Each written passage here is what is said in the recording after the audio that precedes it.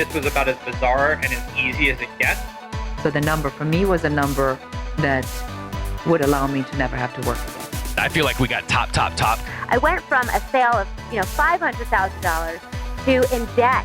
$192 million. This is Built to Sell Radio with your host, John Warlow. This episode of Built to Sell Radio is brought to you by Pre-Score. What on earth is a Pre-Score? Pre stands for personal readiness to exit your company.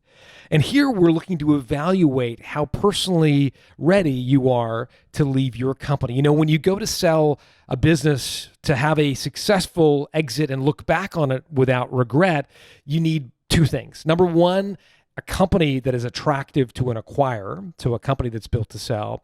And number two, you personally need to be ready to exit that business. We found that there are 4 drivers of a happy and lucrative exit, 4 ways you can personally ready yourself to exit your business. And by completing your pre-score, you are going to see how you're performing against those 4 major drivers of a happy and lucrative exit. Just go to prescore.com.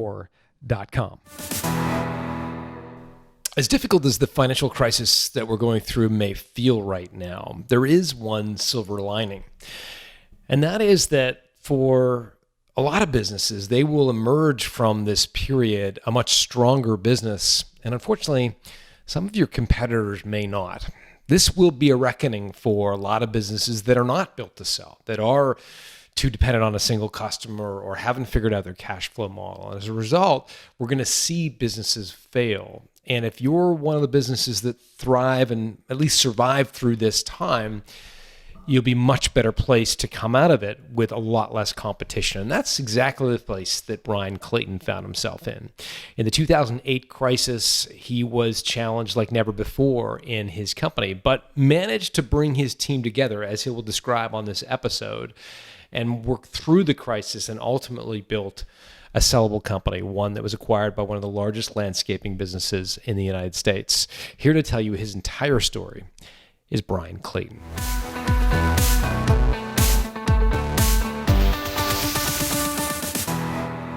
Bryan Clayton, welcome to Built to Sell Radio.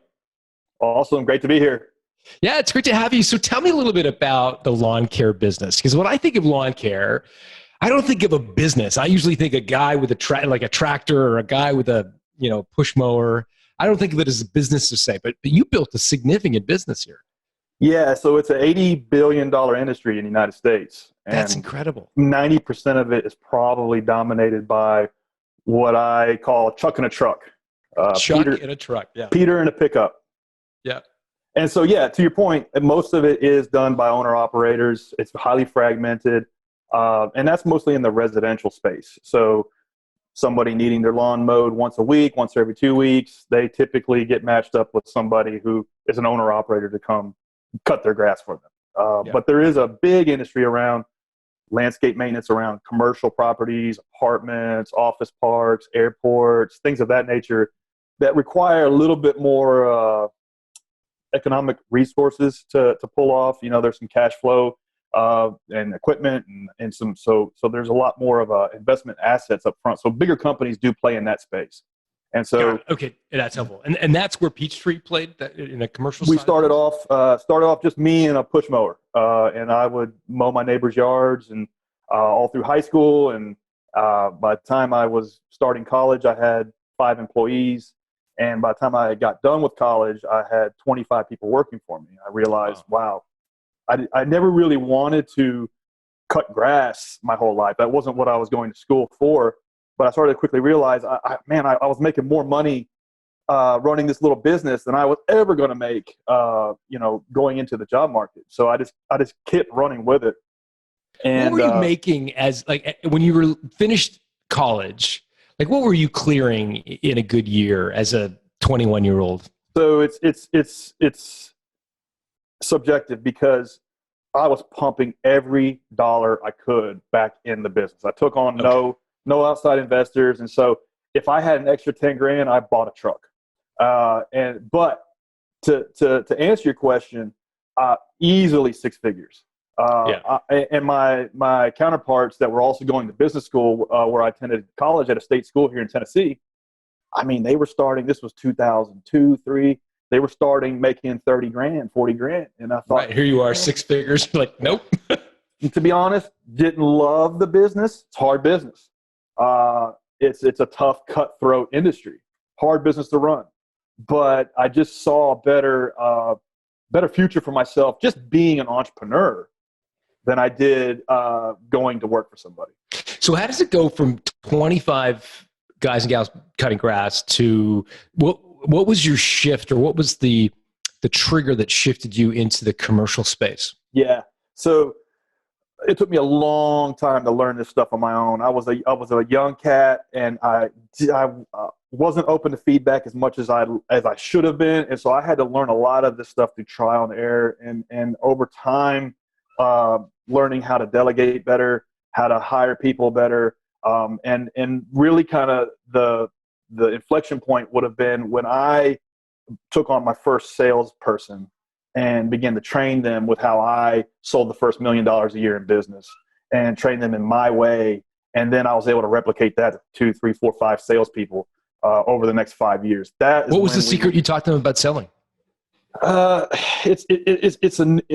me, it was very nuanced in terms of knowing the industry and knowing what my particular company did better than our competitors, and communicating that throughout the sales process.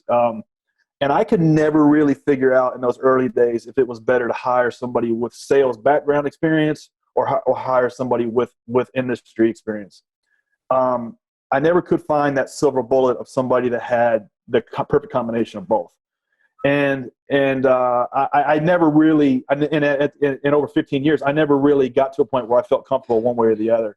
I had people that I started that came from both.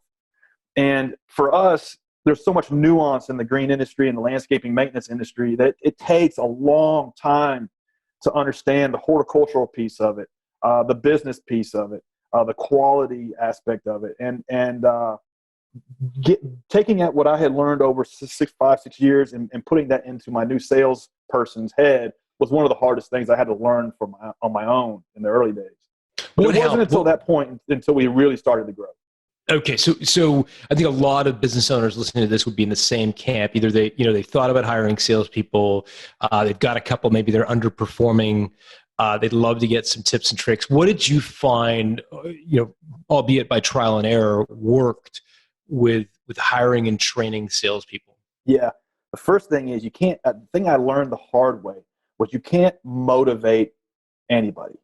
You have to hire motivated people and make sure you don't demotivate them. And I learned that the hard way. And, I would hire somebody with 10 or 20 years industry experience, and they worked for maybe a competitor. And I just thought maybe because they worked for this competitor who was crushing it, maybe they would crush it, bring them on. And I quickly realized, man, I'm having to keep my thumb on them to make all of their cold calls, or I'm having to extract stuff out of them, like pulling teeth just to get done what we need to get done on a weekly or monthly basis. And I would stick with that person for months, years, because I just felt like I had too much sunk costs in them.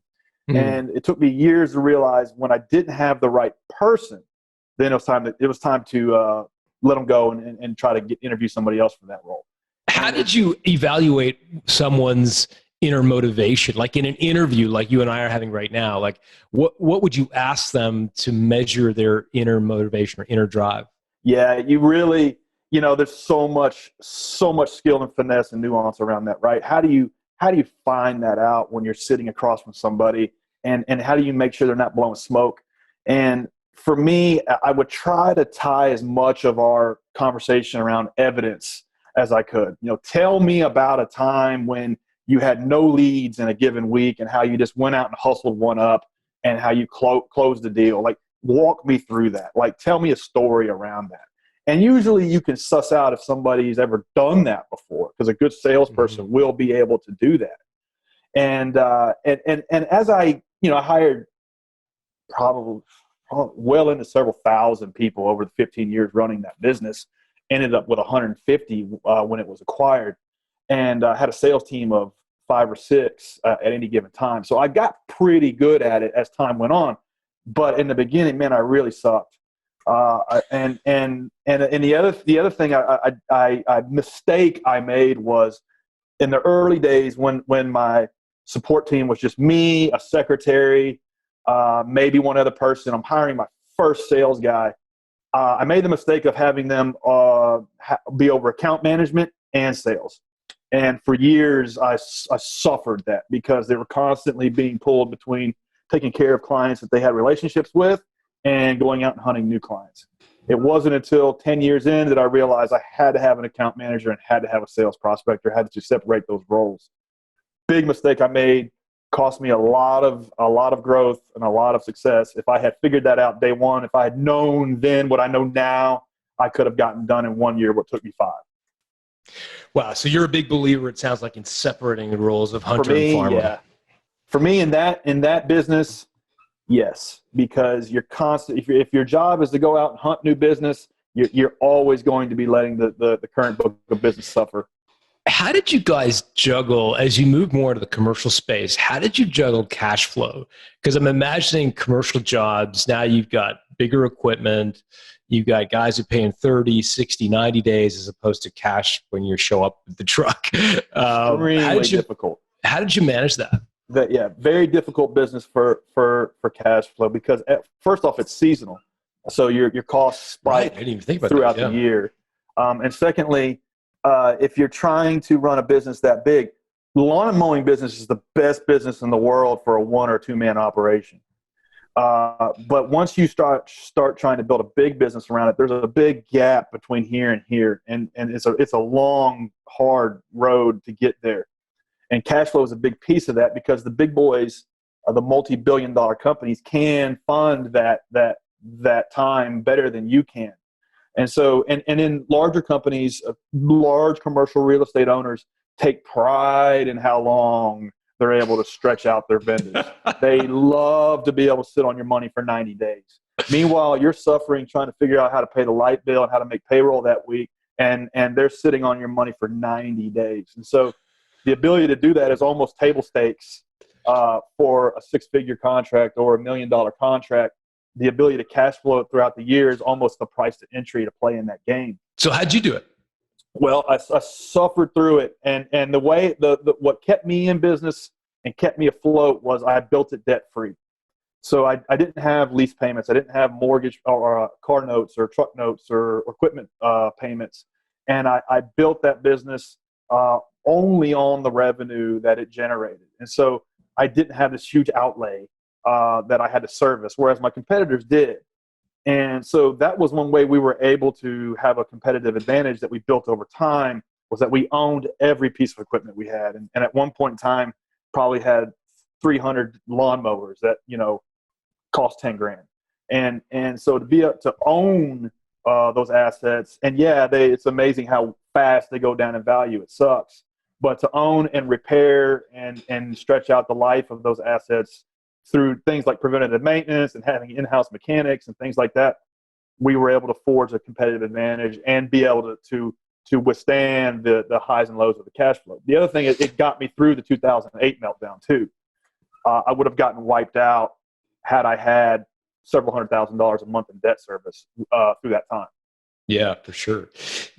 It's interesting because a lot of people are right now dealing with another 2008, right? The economic turmoil. As we record this, we're in the throes of this COVID-19 thing. What advice would you have for entrepreneurs who are going through, in their mind, the end of the world? Like they don't know where they're going to make payroll. They don't know where they're going to get their next chunk of cash. Right. No customers are paying. Can you share an experience of what it was like for you in 2008? Yeah. 2008 was rough in my business because it was tied a lot to new construction. It was tied to a lot to commercial clientele that weren't paying their bills. And what got me through that was being somewhat prepared for it, not being overextended, which is not good advice right now if you find yourself in this situation. Yeah. But we had a good, strong company culture that I was able to rely on. And by that, what I mean by that is we brought our entire family together, the 100+ people working for us, and said, listen, we're going to do everything we can do to not miss payroll. But I'm going to need these 3 things from all of you. Basically, for all of us, it means we're going to all work twice as hard for less money. It sucks, but it's what we're going to have to do to get through this together. I don't want to cut one person. I don't want to cut one head. I don't want to miss a check for anybody. But here's what I'm going to need from you guys and gals. And it basically boils down to working harder for less money and cutting hours and making sacrifices for the benefit of the whole. And if anybody's not on board with this, I don't know how long it's going to take, 6 months, a year. If you're not on board, then I don't expect you to go through this with us. But this is what it's going to require. And whatever that is for your business, it could be if you have people making $1,000 a week, it might be they only make $400 a week. But you're going to service that throughout this period. And you have to figure out whatever that number is. The second thing is I'm actually a mentor at a place called the Entrepreneur Center here. And so I've been counseling quite a bit of guys and gals. And some of them have this false hope that there's a big bailout coming. That, hey, listen, everybody's is similarly situated. We're all going to have to go through this. So I'm not really worried about it. And I'm sad to tell them that it's not coming. The federal government is not going to make your payroll. Whatever assistance they're going to be able to give you is so minimal that it's going to be a drop in the bucket. And it's kind of like, the United States government right now has been arguing in Congress for over a week on trying to get $1,000 to everybody. What's $1,000 going to do to your average household? A week, maybe? Whatever that looks like for them, that's what your business bailout is going to be. So don't place any false hope in that. That's not coming. And then the obvious things, you got to figure out what are the expenses you have to service that you cannot let go late, and that's probably mortgages, rent payments, equipment payments, and then on down the list. Fourth thing, don't roll over, don't give up, fight until there is nothing left, until there is no other option, no other card to play, because this is your livelihood. You've spent however long building this thing. Fight until it's all over, because a lot of guys and gals are wanting to just roll over, and we're 3 weeks into this thing. So that's my advice, having gone through a similar situation in 2008. In 2008, a lot of people didn't. This is affecting everybody. But in 2008, if you were in construction, real estate, and any kind of business like that, it's like somebody took a water faucet and turned it off. Everything stopped. And so this was similar. If you were in those businesses, it's almost identical. Yeah, if you're in a restaurant, many businesses, but anything service is like zero. Yeah, right. So it's very, very difficult. Well, I appreciate you sharing that. Having gone through it, it's helpful to know there's also a light at the end of the tunnel. It totally. does, and a lot of your competitors aren't going to be around when you come out on this. And if you can survive, you will ride the next wave. That gives hope to entrepreneurs that can knuckle down and get through it. That's really well said. I want to turn my attention to something completely different, which is how you differentiated your service from the other 50 guys and gals who cut lawn. Yeah. So, this is a commoditized business, right? Lawn care is very commoditized. So what did you do to make yourselves look unique? Yeah, you nailed it. It can be looked at as a total commodity, especially somebody who's making a decision in an office somewhere who's never even seen the property that you're talking about.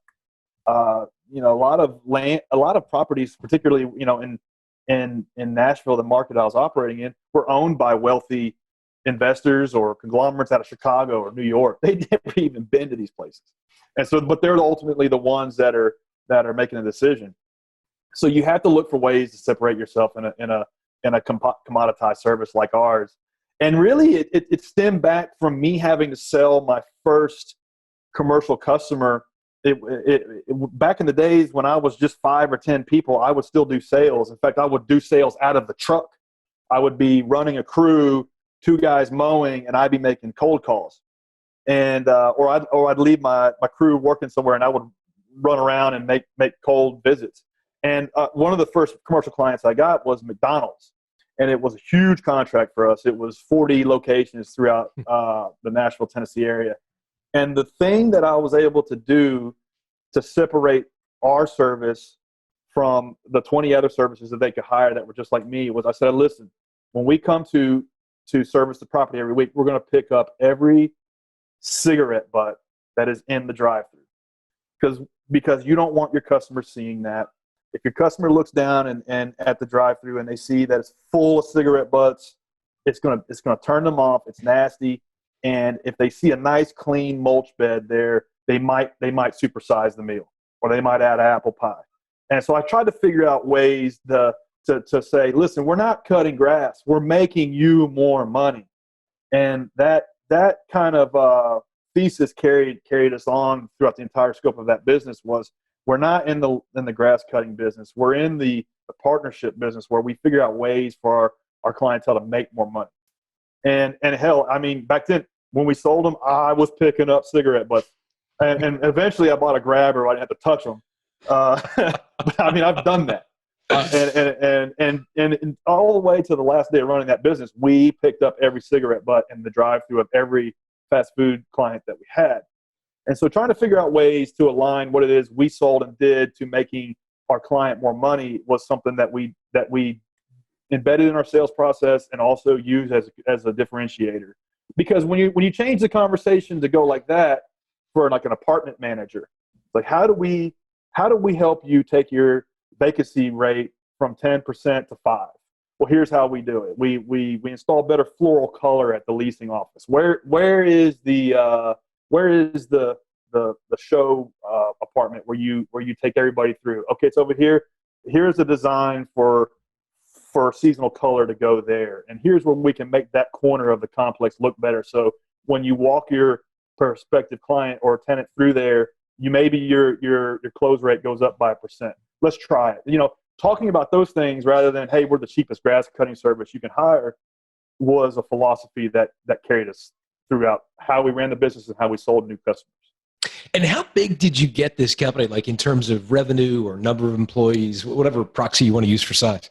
Yeah, it was 150 people, 8-figure business. It was one of the largest landscaping companies in the state of Tennessee, still is. And when it was acquired in 2013, that was the largest acquisition of that nature in the industry that year, and probably for 5 years before that too. It's probably been eclipsed, and I know it has since then. But it was, consolidation doesn't happen a whole lot in that industry, but it was a big deal in the industry when our company was bought. And in my town in Nashville, I was the only, because that's the dream of anybody that owns one of these businesses. And I was the only one that had gotten that kind of thing done for a decade. And no company had ever been bought in our industry, in our market. So that felt good too, to be able to get it done, because it was hard. So you aspired to sell. You never thought, okay, I'm going to have this business and hand it to my kids, or that was part of your long-term goal? Man, I would love to tell you that I groomed this thing for acquisition from the start, or even 5 years before it was bought. Built to Sell. I love your book, and I wish I had read it when I started that business, or maybe even midway. Would have helped me a lot. In fact, I didn't even read it until I was like in the trenches of selling this business. And what I realized was, holy crap, I didn't build this company to sell. Really? It's too late. And I mean, we had a lot of systems in place, and it wasn't like it was. I mean, it got bought, right? So obviously, it was in such a way that it could be bought and bolted onto a bigger company. But if I had known all those things, I could have done a lot of things differently. Interesting. So I had made the decision, but from the time I made the decision that, listen, I have taken this company as far as I can. There's a lot of interesting things going on in technology right now. I want to explore those. I want to start a new business. From the time I made that decision to the time that I sold that company was about 1.5 years. And a lot of that long time window with lag, I guess you could call it, was because my company was not prepared in many ways. From a accounting standpoint, our financials were not in GAAP. GAAP being generally accepted accounting principles, what accountants kind of speak about. Yeah.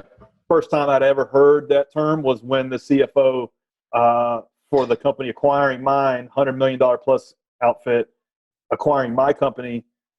You know, it's like, are these in GAAP? And what is that? I didn't even know. And so you should probably know that. You know, and so there are a lot of things I had to learn on the fly selling that company that if I could have done it differently, could have done it in half the time, maybe even gotten more money for it. So let's go through, if we can, those 18 months. So what did you do to really get the business kind of ready to sell? Like, what were some of the changes you had to make, the tactical things that you did to get it ready to go to market? Yeah, hundreds of things. The ones that stand out is I had to shift my thinking to try to figure out a way to get this business to run without me. Mm-hmm. And while I had tons of employees, mid-level managers, salespeople, HR, I had all kinds of people around me. What I had learned was that this whole business was just basically scaffolding around me, and I was at the center. Take me out, the scaffolding collapses. And every day running that company was almost organized chaos. And it was me putting out fires all day, every day, 6-7 days a week. And I just thought that was normal for running a business of that size. And many times it is. But over time, I was able to, okay, how do I figure out how I never have to tell the lady that answers the phone the answer to this question ever again? And constantly going through those cycles of, okay, how do I remove myself from this? What kind of system or process can I put in place to remove myself from this? And a book that helped me was The 4-Hour Work Week. Oh, yeah. Splashy title, total BS. You can't work 4 hours a week and be successful, I don't think. And I think Tim Ferriss probably believes that too. But the book is great because it helps you really think about how to streamline every little thing that you can. And that book helped me think through a lot of things. And so over time, I was able to do that and remove myself. And just even stuff like cleaning up our customer relations management software, our CRM. We had one, but it was junk, and not everybody was in there, and we had to really clean that up. A lot of stuff like that to groom the business that should have already been in place. But I was rushing to get it all cleaned up to get it sold. And so when you had some of those things done, what was the next step? Did you take it to market yourself? Did you get approached? Like, how did you start to proactively sell it? Best decision I made was I worked with a broker that made his entire livelihood in my industry. So it was a boutique operation, him and a couple helpers. And he had made a name for himself in my industry in terms of blogging about it. And go ahead and give him a shout out. What's his name? Ron Edmond with Princium Group. Man, that was 6 years ago, and I can still remember his name. Ron Edmond with the Princium Group. Fantastic. And he helped in terms of getting the business groomed, because he's like, you got to have X, Y, and Z. And he did, where he really shined was the interest, reaching out, because he had the Rolodex and the interest, generating the interest in the business. And so he took us through the whole process, helped us get everything cleaned up, helped us put the deck together. He put the deck together, but guided us through that.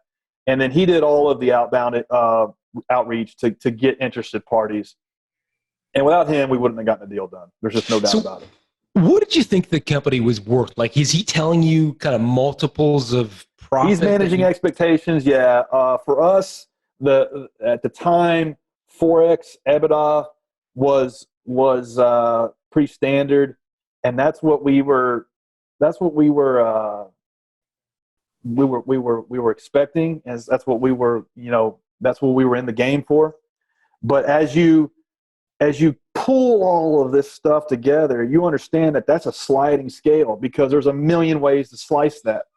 And so where if I could have done it differently, I would have had a 4 to 5 year exit plan in place, to where I would have made those numbers look as good as I could. But there were some years that I would run the business in such a way to not show a lot of profit. Sure. Maybe I might buy a bunch of new equipment and 179 it, or What does it mean to 179? I'm not familiar with that expression. it means like, let's say you buy for us, a big purchase we would make is like a $300,000 machine that blows mulch everywhere. Buy that, and you can expense it all the first year, and that reduces your overall tax burden. Sure. Well, that doesn't make that year look too great, sometimes, and so things like that if I had done things differently, could have made the business look and more profitable than it had been on that year. But I didn't have that. I didn't plan for 5 years to sell this business. The notion kind of hit me out of nowhere. I had been doing it 15 years, and I just felt like it was time to do something different with my life, to be honest. And so that cost me a lot in terms of the ultimate sale. If I spent 4 or 5 years doing it, I could have had a much better outcome. And so learning that, as you go through and as you prepare your financials, you start to say, man, I wish I'd done that differently, but it's the first time I'd ever done anything like that. Yeah. But that makes good sense. So Ron's out there sort of kind of marketing the business. Did you guys get some letters of intent, some offers, or what was the reaction? We had 5 different groups signed LOIs, and of the 5, 4 came and met with us at our facility, and we pared that down to 2, and then we ended up engaging in letter of intent would be the first step, but then you when you engage one buyer and you sign on the dotted line with them and they start due diligence, we made our decision to go with Lusa Holdings because they just seemed like a better fit. They weren't the highest bidder, but they seemed like a better fit in terms of for our culture. Culture was a big part of that business. The people that worked for me were my family, and so I really wanted to make sure those folks had the best opportunity going forward. And Lusa had that. They had a better culture in place than the other options. And as it turned out, that was the right call. Got it. Yeah, just some of the industry lingo. Letter of intent, it usually includes a no shop clause where you sort of get engaged. You can't keep shopping the business to the rest. Whereas, right. Indication of interest maybe is where they're IOIs. We had 5 of those, and then we signed 1 LOI about 2 months later. Got it. Okay. And so what was your reaction to the IOIs? Like in your mind, you're kind of thinking 4 times EBITDA as a kind of the ballpark you're hearing in the industry. What was your reaction when you saw the 4 offers come through, the 4 IOIs? Yeah, I got some good advice when I started the process, was to manage my own psychology. Not to get too excited because these things change, and not to get dollar signs in your eyes, to really kind of just have a calm outlook throughout the entire process. And so when I got those IOIs, a couple were really low, almost insulting, but didn't let that affect me. And the 2 higher ones were kind of what I was expecting. Like for them to be bigger, but they were kind of what I was expecting. And it wasn't a shock one way or the other in terms of like, oh, wow, I'm going to be able to sell this company for this price. Awesome. It was, okay, I can accept this. Let's get it done. How were your assets treated? Because you had trucks and these leaf blowers that cost $300,000. You had lots of equipment. Right. You mentioned that the sort of going rate is, roughly 4 times, or that was what you were led to believe, 4 times EBITDA. Is that plus this equipment, or is the equipment sort of something you've got to hand over? Yeah. That was one of the surprising things that I kind of had to learn the hard way while going through this. So the equipment, for all practical purposes, was just handed over. All any acquirer cared about was how much money do you make and we're going to roll that through our formula. That's it. We really don't care about all the assets, fixed assets that you have. So in my head, I was like, man, I've got all of this money tied up in all these assets, but none of these guys really care about it. And I kept punching that up. Like, have you seen? I got these things for $300,000. You see how much metal we own around here? Like, how much iron is in our yard? Like, have you seen it? Let me show it to you again. I'll give you the grand tour. Like, literally, like that was going through my mind because I was so proud of this stuff. Like when you're in construction and landscaping, a lot of times, man, you conflate success with how much crap you buy. And I've been guilty of that.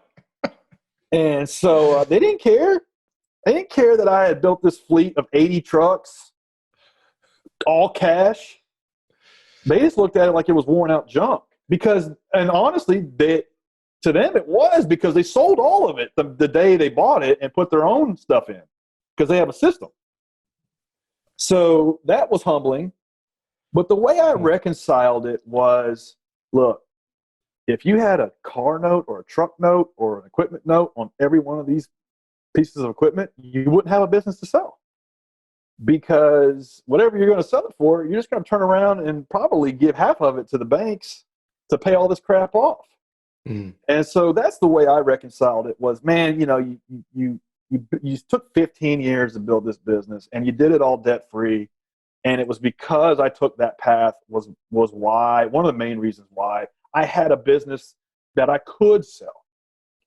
And it's, I speculate that a lot of my competitors in this market and in this industry couldn't sell their businesses because they had tons of debt. They might have a $5 million business or a $10 million business, but they got $10 million in debt. And the buyers don't assume that debt, not in our industry.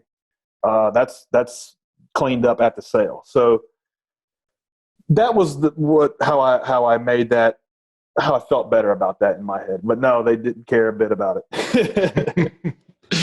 Yeah, it's the difference between, an asset sale where you're selling just the assets versus the goodwill that you're selling, right. Meaning a multiple of earnings in this case. What was the most surprising thing for you in going through the next phase of the process? So from letter of intent where you sign saying, yep, to the actual check exchanging hands. Yeah, for me, it was how hard the due diligence process was. What made it hard? It was just like it was more 10 times harder than I thought it would be in terms of every I dotted and every T crossed. Now, it could be that the CFO for the company that bought my business was just a real thorough guy. And this could have been an edge case. But from what I hear, these guys are all pretty well the same. But this guy came in and sat in our office for a month and just pored over documents, pored over the financials, pored over left no stone unturned and looked at every corner of the business. I remember one night we were in the office till like 11:30 at night looking for a canceled check because he had to verify that a bill was paid and he needed to look at the canceled check. And we couldn't find the check. And we spent 2 hours looking for a check that was like for a few $100. So there was just tons of that. Now, it could be this guy was overly zealous about his job, but he did a really good job in terms of the due diligence, which made it really difficult for us and not fun. And in retrospect, having a few years under the bridge, do you think that was an attempt to what industry people call retrade, meaning manufacture things so they could kind of justify lowering their price? Absolutely. Yeah. Yeah. That was a tactic, and that did happen all the way up until midnight of the closing date. And we almost walked away from the deal because there were a few sliding scales in terms of how much we had in accounts receivable, how much accounts payable had been cleared, all sorts of fluid parts to the deal that were argued about all the way up until midnight of the drop dead date. and most stressful and difficult thing I've ever been a part of. Got it done, but yeah, that happened. And what advice would you have for a fellow entrepreneur about to go through the process of selling their company? Set expectations better. Don't start this process until you are in you're in a better position in terms of selling the business or continuing it on. If you are selling the business and you have made up your mind, that's all you want to do, then you're going to be in a very disadvantaged position in every phase of the deal, of the process, in terms of upfront negotiations to all of the retrading that goes on during due diligence. You're going to be at a disadvantage because you're not willing to walk away. And so you have to start this business, this process to where I'm doing well, business is crushing it, I'm making money, I enjoy doing it, but maybe I might sell it. Let's see what happens. And at the end of the process, you're happy if you do, you're happy if you don't. That's the best place to be when you start this process, because if you're married to the notion of getting it sold, you're going to be in a tough spot when it comes to all facets of the negotiation of it. That was my experience anyway. I really wanted to get that deal done, and so I buckled a lot when I shouldn't have. That's really important advice, and it does sound like you were. At least, I don't want to put words in your mouth, but it feels like you had sort of got to the point where you were done. You wanted to move on. You had other things you wanted to go do. If I had to go back and run the business, and if it didn't materialize, then fine, but I wouldn't have been happy about it. Yeah. And so that and I think experienced negotiators, they do this 100 times more than you do. Experienced negotiators smell that, and they will make you pay for it. And so that's my advice. Spend a year, 2 years, 3 years getting ready for this. Start in a healthy position. Start in an equitable position to where you're fine if it happens, fine if it doesn't, and then do the journey. Yeah, great advice, because you've now got a do-over. So tell me a little bit about the new business, GreenPal, because this is a cool business. Took everything I learned 15 years in the landscaping maintenance business and applied it to technology. And so GreenPal is the Uber for lawn mowing. Homeowner needs their grass cut. They just jump on the app or the website. They get 5 quotes back in 60 seconds. They hire the lawn care service they want to work with. They read reviews. They can see all kinds of data about the lawn businesses they choose from. Lawn company comes out and mows it, pay them right through the app. And so it's everything I saw that was wrong with the industry from being in it my entire life, and applied it to an app that can make it so much easier for people that need the service and for your smaller operators that make their living in this industry. I love that business idea. It's great. Because I'm in the camp, so I've got kids, and sometimes I convince them to cut the lawn. Other times I don't. Other times I do it. And the idea of being able to just go on an app, I think that's What did you drop? I was going to say, what did you have to drop to build the app? Like, how much are we talking? Is this thousands, tens of thousands, hundreds of thousands? So in 2014, when I was part of a team building it, none of us knew the first thing about technology. None of us knew about how to build software, how to design software. Everything I had done up until that point was blue-collar entrepreneur. And I underestimated how difficult and how different being a tech-based company is from a traditional company. It's just the worlds are totally different. And so the first version of the app, we paid a shop to build it. It was $120,000, and within 6 months we had to scrap it. Oh no! It was a total piece of crap. It was buggy. It didn't work. It was confusing. Nobody knew how to use it. We only had a handful of users after a year. Total disaster. And so it was basically $120,000 lesson that we had to learn. Yeah. And so luckily I had 2 co-founders. We were able to retool, understand, and really educate ourselves on how to build software, how to design software, and how to do that the correct way. And over the course of the year after that, we released the second version that we built, and we had much better footing to grow and and build off of that. And what are the biggest differences between running a technology company versus as you say, blue collar business? What do you see as the biggest differences? Tons of differences. One, so when you're inventing a new product, which is basically what GreenPal is, didn't exist. You're inventing something that didn't exist and bringing it to life. There is no playbook. There is no game plan that you can rob and steal from for what you're doing. So you have to figure it out as you go through a very iterative process. You're trying things. It doesn't work over and over and over again until you kind of find the way.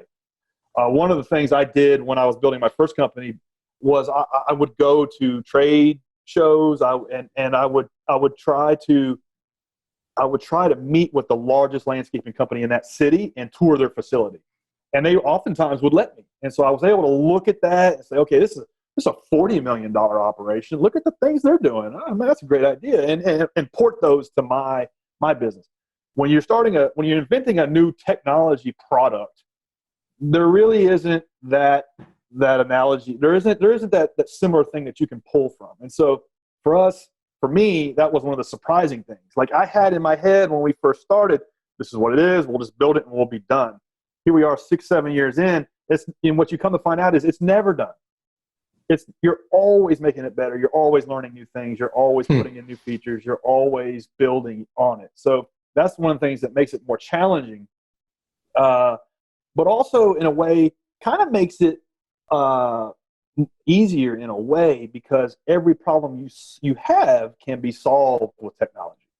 So when I was running my traditional analog business, there was just a lot of problems that couldn't be solved through any other way but hand-to-hand combat.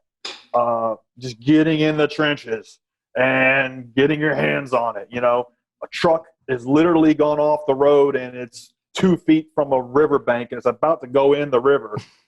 Right. How do you deal with that problem? There's no technology that's going to solve that problem. Fast forward to my business now, almost every problem we face, there is a technological solution that we can do to fix it to where it doesn't ever happen again. And so that's one of the big differences that makes it easier in a way, but also harder in terms of inventing the game plan as you go. Yeah. Yeah. Well, I wish you all the best with GreenPal. I think it's an amazing app. Where can people, 2 things I'd love to wrap up with. Number one, where can people find out about GreenPal? I'm assuming the App Store, but tell me otherwise. App Store, then search it in either App Store, GreenPal, and then the website, yourgreenpal.com. You want to email me? My name is Bryan, Bryan, at yourgreenpal.com. Awesome. Okay. Well, that knocks it out of the park. So the app is called GreenPal, Google Play or the App Store. That's right. And you've been kind enough to give your email address. Bryan, it's been great. I really appreciate you sharing with so much candor. It's a great interview. Thank you. I've enjoyed it. It's been a lot of fun. Awesome. Have a good day.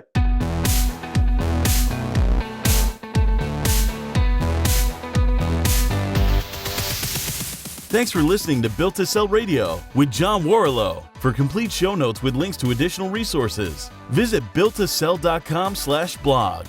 John is the founder of the Value Builder System. To find out how to improve the value of your business by 71%, visit valuebuildersystem.com. John is also the author of Built to Sell, Creating a Business That Can Thrive Without You, and The Automatic Customer, Creating a Subscription Business in Any Industry. Connect with John at facebook.com/builttosell or on Twitter at John Warrillow, WARRILLOW. Thanks for listening.